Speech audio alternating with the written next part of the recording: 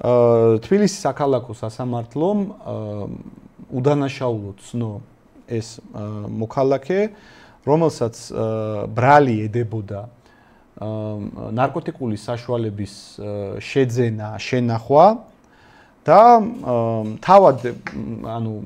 თავად ბრალდებული მხარე აცხადებდა, რომ ის არც იყო ნარკოტიკული საშუალებების მომხმარებელი და ჩაუდეს მას, გამოძიება მას, უკანონოდ ჩაუდო ეს ნივთიერებები და ის უდანაშაულოდ ცნობს საკუთარ თავს. დღეს თბილისის საქალაქო სასამართლომ იმის გამო, რომ ბრალმდებელმა მხარემ სათანადო მტკიცებულებები ვერ წარადგინა სასამართლო პროცესზე, ის უდანაშაულოდ ცნეს და პირდაპირ გაანთავისუფლეს სხდომიდან. მან საინტერესო რა მომენტია. მან ერთის მხრივ ბრალდება ეგრე აყენებდა საკითხს, რომ აღმოუჩინა ნარკოტიკული საშუალებები და ამის გამო პატიმრობას ითხოვდა, ხო? ეხლა სასამართლომ რომ გამოაცხადა უდანაშაულოდ, ანუ რა გამოდის მაგითი, რომ ესე იგი მართლა ჩაუდეს. ხო, ანუ ეგ ცოტა ისეთი სასამართლომ რა დაადგინა, რომ ჩაუდეს. კი, საინტერესო ურთიერთსაწინააღმდეგო ვერსია, იმიტომ რომ თუ სისხლის სამართლის საქმე აღიძრა ფაქტის არსებობის გამო, სხვანაირად როგორ აღიძრებოდა, ხო? ანუ რასაც ბრალდებელი მხარე, რასაც გამოძიება ამბობს, თუ სასამართლომ დაადგინა, რომ მტკიცებულებები არ არსებობს და ამის საფუძველზე ის გამართლდა, ესე იგი გამოდის, რომ მართლა ჩაუდეს. კი, ეგ გამოდის და მაგ შემთხვევაში სხვა რა ის არის? მაგ შემთხვევაში გამოძიება არ იწყება?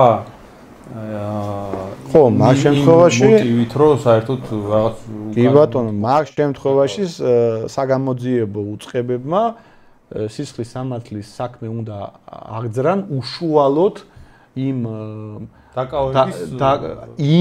ადამიან, ანუ თავის წინააღმდეგ. ხო და უყურეთ, ჩემო კარგებო, ეხა რატომ არის ეს ფაქტი მნიშვნელოვანი. ეხა ჩვენ არ დავიწყებთ იმაზე სპეკულაციებს, ეგ ადამიანი მართლა იყო ნარკოტიკების მომხმარებელი თუ არ იყო. მაგას არ აქვს. საერთოდ არ აქვს მაგას მნიშვნელობა. მიუხედავად იმისა, რომ ხა ლიბერალურ ფლანგზე ნარკოტიკების მოხმარება ჩვეულებრივი ამბავია და პირიქით ბევრი საერთოდ მძიმე ნარკოტიკების ლეგალიზაციასაც უჭერს ხარჯზე. ეგ არ არის ხა ამ კონკრეტულ საკითხში მნიშვნელოვანი. მნიშვნელოვანი არის უფრო პოლიტიკური ქვეტექსტი და რას გულისხმობ.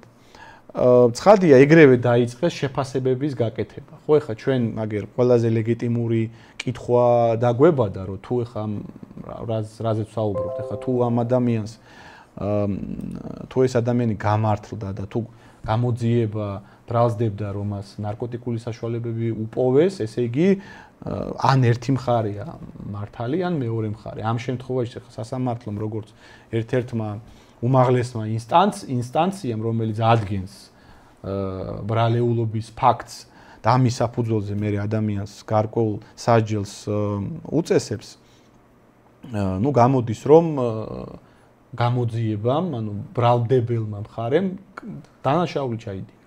ეგ ერთი.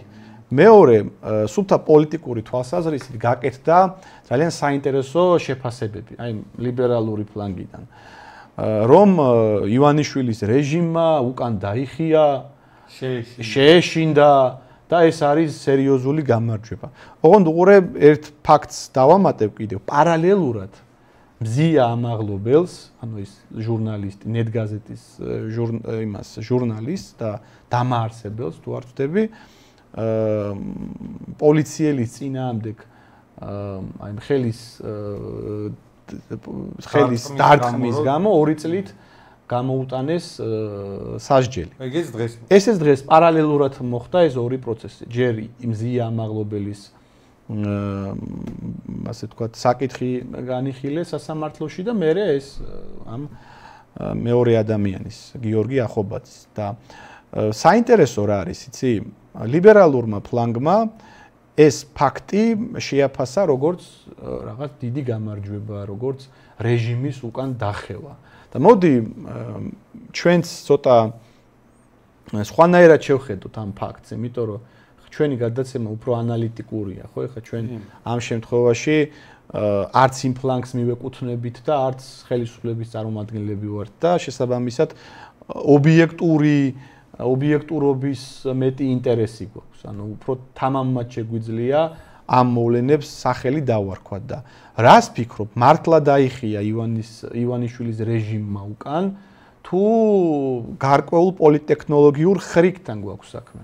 ფაქტი ის არის, რომ აი ჟურნალისტის თამავისვა რა ქვია, ზია ამაღლობელის დაკავების და ზოგადად განაჩენის გამოტანის ფაქტი უფრო გახმოვანებული იყო და უფრო პრინციპული იყო, რომ გამამტყუნებელი განაჩენი გამოეტანა ქართულ ოცნებას, ხო? ანუ ქართული ოცნების უკან დახევად უფრო ჩაითვლებოდა ზია ამაღლობელი რომ გაემართლებინათ. იმიტომ რომ მთელი ეს საპროტესტო ტალღა, ზეწოლა პოლიტიკური იმ მოვლენაზე უფრო ხდებოდა და იქ რო უკან დაეხია, მაგიტო ეგრე შეფასდებოდა ქართული ოცნების მხრივ. ამიტომ იქ სხვათა შორის უფრო მძიმე განაჩენი გამოიტანა, ვიდრე ხალხი ელოდა 2 წლიანი. მეც სხვათა შორის უფრო მსუბუქი სასჯელი. სასჯელი გამოიტანა საკმაოდ მძიმე 2 წლიანი და ეს მეორე სასჯელი სავარაუდოდ გამოიტანა იმისთვის, რომ დააბალანსოს ხალხში განწყობები. გეთანხმები, მეც მაგალითად ეგრევე ვიფიქრე, ანუ მართლაც მზია ამაღლობელის кейსი ხელისუფლებისთვის იყო ბევრად უფრო პრინციპული, იმიტომ რომ აქ გარკვეული პირდაპირი ფაქტი იყო, ხო? კამერების წინ მაგ ადამიანმა სილა გააწნა პოლიციელს, ხო? ამიტომ ხელისუფლებისთვის იმ ხელისუფლებისთვის მით უმეტეს, რომელიც ძალაუფლების გამყარებაში ძალოვან უწყებებს აქტიურად იყენებს, მისთვის საკუთარი სიძლიერის და ძალოვნების საკრალიზაციის საკითხი ბევრად უფრო პრინციპული იყო. აქედან გამომდინარე, მზია ამაღლობელის შემთხვევაში ცხადია, ხელისუფლება უკან არ დაიხევდა, თუმცა ჩემი ვარაუდით, მე ვარაუდობდი უფრო მსუბუქ. სადღაც 1 წელი. ხო, უბრალოდ ეხლა მე ზუსტად არ ვიცი, ეგ მუხლი ითვალისწინებს თუ არა 1 წელს. ხო, ეგეც შეიძლება ეს 2 წელი იყოს ყველაზე მსუბუქი. მაგ მუხლის ფარგლებში. ეგეც გასარკვევია, არ ჩავძიებულ ვარ. თუმცა ეს გიორგი ახობაძის кейსი ამ შემთხვევაში იყო ბევრად უფრო ნაკლებად პრინციპული, მათ შორის ის ადამიანიც როგორც ფაქტორი არ წარმოადგენდა, მე როგორც ვიცი, რაიმე ორგანიზებულ ჯგუფს, ანუ პოლიტიკურათაც ნაკლები პრობლემა იყო. ხო, პოლიტიკურათაც ნაკლები პრობლემა იყო ხელისუფლებისთვის. ის როგორც ვიცი მე, პოლიტიკურად აქტიური მოქალაქე იყო, თუმცა ის არ მიეკუთვნებოდა არასამთავრობო ორგანიზაციებს, არ მიეკუთვნებოდა რაღაც სხვადასხვა ფონდებს. შესაბამისად, მასთან ცხადია ხელისუფლებას უფრო ნაკლები პრობლემები ექნებოდა სუფთა ინსტიტუციონალური თვალსაზრისით, ხო, ძალაუფლების გამყარების ფარგლებში. აქედან გამომდინარე, ჩემი აზრით მოხდა შემდეგი რაღაცა. რაც უფრო პრობლემატური იყო ხელისუფლებისთვის, ეგ кейსი, რომ დაებალანსებინა და გადაეფარა, ანუ საზოგადოების იმ ნაწილისთვის, პროდასალური ნაწილისთვის, რომ რაღაც სახის შენარჩუნების ფორმა, შერბილება რომ მომხდარიყო, გააკეთა შემდეგ მზია ამაღლობელის საკითხი გადაწყვიტა როგორც მას უნდოდა ისე, თუმცა ეს ნაკლებად მნიშვნელოვანი საკითხი გადაწყვიტა ისე, რომ მეორე მხარესაც აზეიმა. და ამით დააბალანსა უკმაყოფილების შესაძლო ეგ არის ყველაზე ლოგიკური ვერსია და თან საკითხი ისე დააყენა, რომ თითქოს სამართალი არსებობს ქვეყანაში, იმიტომ რომ აი ერთ შემთხვევაში განაჩენი დადგა გამამტყუნებელი, იმიტომ რომ მტკიცებულებები არსებობს, აი როცა მტკიცებულებები არ არსებობს, რა გინდათ აგერ გამამართლებელი განაჩენები ხდება ამ ქვეყანაში. ეგეც მნიშვნელოვანია. ხო, ანუ ამ ქვეყანაში ისე კი არ წყდება, რასაც ბიძინა იტყვის, ის კი არ კეთდება. რა სასამართლო არამედ კი რეალური დამოუკიდებელი სასამართლო სისტემა ეს განწყობაც დანერგა ეს განწყობაც შექმნა სხვათა შორის ლიბერალების ზეიმი მათ შორის ამ განწყობასაც აღუევს ანუ ლიბერალების ეს დაბნეულობა შეფასებებში მათ შორის ამ ქართული ოცნების გეგმასაც წარმატებით ახორციელებს სხვათა შორის კი ბიჭო აი ხანდახან ვფიქრობ, აი ყველა თუ ხდიან ფულს, უკვე ფულსაც აღარ უხდიან, იმიტომ რომ ტრამპმა USAID, NED დახურა, მაგრამ აი რა უნდა მაგის მიხვედრას, რომ ამ ლიბერალური ფლანგის ახლა message box-ი უნდა ყოფილიყო, აი შემდეგი ტექსტი. ის კი არა რომ ივანიშვილის რეჟიმმა უკან დაიხია, ანუ ივანიშვილის რეჟიმმა უკან დაიხია, ავტომატურად იმ პროდასალურ ფლანგზე ამკვიდრებს იმ წარმოდგენებს, რომ თლათ უზურპატორი ივანიშვილი არ ყოფილა.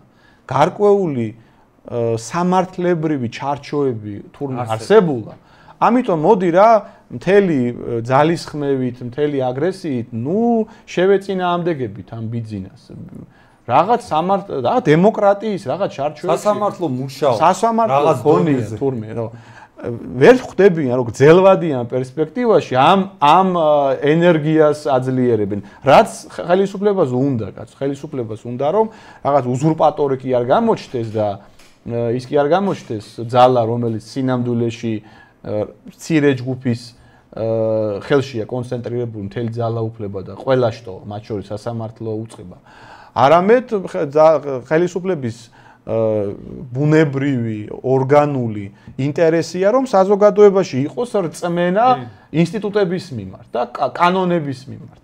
ამიტომ ამ დეგენერატ ლიბერალ პოლიტიკოსებს ჩემი აზრით უნდა ელაპარაკათ შემდეგი, რომ კი ეს კარგია, რომ გამოუშვით ჩვენი ერთ-ერთი აქტივისტი და ყველაფერი უნდა გავაკეთოთ იმისთვის, რომ სხვა აქტივისტებიც ასე დავიხსნათ.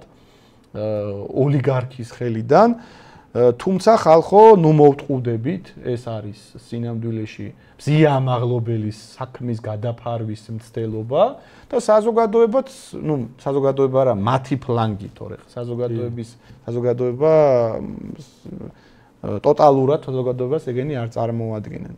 თუმცა, რაც არის, ეგ არის, ხა არაერთხელ დამტკიცდა, რომ ეს ლიბერალური ეგრეთ წოდებული ოპოზიცია სინამდვილეში არ ვიცი სპეციალურად აკეთებს ამას თუ შეგნებულად წინასწარ უწერენ მას message box რომ ხელისუფლების პოზიცია გააძლიეროს არ ვიცი ნელ-ნელა ხო ირკვევა ხო გამოჟონა ეგეთმა ინფორმაციებმა რომ პირდაპირ ფინანსდებიან ხელისუფლების მიერ მათ რიგებში ოპოზიციურ პარტიების რიგებში და ტელევიზიების რიგებში მთელი რიგი ხო ეგეც არის თუმცა ამ შემთხვევაში მე მგონია რომ ეს თავისთავად ხდება ანუ რაღაცები ამ ქვეყნად თავისთავადაც ხდება რა თავისი ინერციით მოქმედებს ყველა შორის ხელისუფლებამაც ნახე რა გააკეთა ანუ თავის ფლანგშიც რო არ გამოეწვია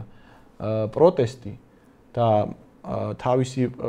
თავის ფლანგზე რო შეემცირებინა შესაძლო უკმაყოფილება რა გადაწყვეტილება მიიღეს იცი პროკურატურამ სააპელაციო სასამართლოში გაასაჩივრა საქალაქო სასამართლოს ეს გადაწყვეტილება ანუ ხო წარმოგიდგენთ ორი კურდღელი დაიჭირეს რა ანუ თავისიანებსაც უთხრეს რომ ამას წესე არ დავტოვებთ ანუ მაინც გავუშვებთ ციხეში